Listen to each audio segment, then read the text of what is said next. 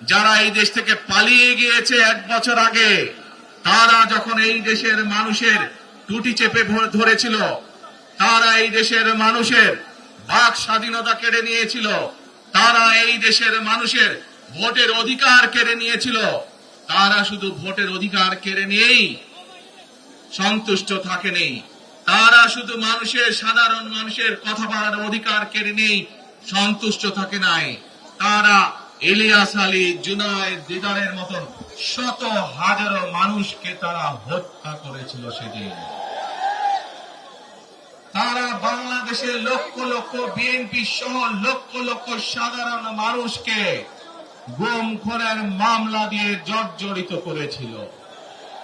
প্রিয় ভাই বোনেরা, আমরা দেখেছি বিগত 15-16 বছরে উন্নয়নের নাম করে কিভাবে দেশের মানুষের সম্পদ লুটপাট করে বিদেশে পাচার করে দেওয়া হয়েছে। আজকে এই যে ঢাকা থেকে সিলেট বা সিলেট থেকে ঢাকার যে মহাসড়ক, 2005 সালে আমি এসেছিলাম, সুনামগঞ্জে বন্যা হয়েছিল, আমার আসতে লেগেছিল 4.5 ঘন্টার মতো, কিন্তু আজ আমরা দেখি 10 ঘন্টার মতন সময় লাগে। সিলেটের এই পুণ্যভূমির বহু মানুষ আছেন যারা লন্ডনে যাতায়াত করেন, লন্ডন যেতেও এত সময় লাগে না, প্লেনে করে যেতেও। এই হচ্ছে আজকে উন্নয়নের ফিরিস্তি। প্রিয় ভাই বোনেরা, গত 15-16 বছরে আমরা দেখেছি কিভাবে একের পর এক নির্বাচনে ব্যালট বাক্স ছিনতাই হয়েছে, কিভাবে আমিন নির্বাচন হয়েছে, কিভাবে নিশি রাতের নির্বাচন হয়েছে, এবং এই নির্বাচনগুলোর মাধ্যমে, তথাকথিত নির্বাচনের মাধ্যমে বাংলাদেশের মানুষের ভোটের অধিকার তথা রাজনৈতিক অধিকারকে কেড়ে নেওয়া হয়েছিল। আজ আমরা এখানে একত্রিত হয়েছি সেই মানুষগুলোর জীবনের বিনিময় যারা আমাদের সকলের জন্য রাজপথে নেমে এসেছিল। আমরা আজ এখানে একত্রিত হতে পেরেছি সেই মানুষগুলোর ত্যাগের বিনিময়ে যারা বিভিন্নভাবে নির্যাতিত হয়েছে, অত্যাচারিত হয়েছে, পঙ্গুত্ব বরণ করেছে।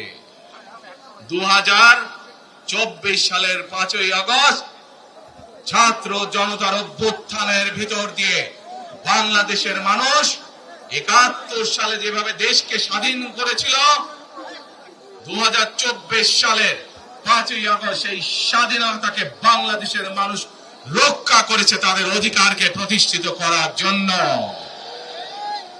প্রিয় ভাই বোনেরা, এখানে বহু মুরব্বী উপস্থিত আছেন যারা কালের সাক্ষী শহীদ রাষ্ট্রপতি জিয়াউর রহমানের সময় কিভাবে দেশে বহুদলীয় গণতন্ত্র রচিত হয়েছে।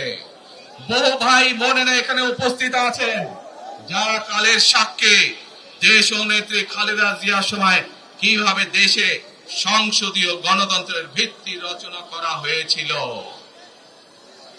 প্রিয় ভাই বোনেরা, একটু আগে আমি আমার বক্তব্যে বলেছি ঢাকা সিলেট মহাসড়কের উদাহরণ দিয়ে যে কিভাবে এই দেশের তথাকথিত উন্নয়ন করার নামে দেশ থেকে মানুষের অর্থ লুটপাট করে নিয়ে যাওয়া হয়েছে।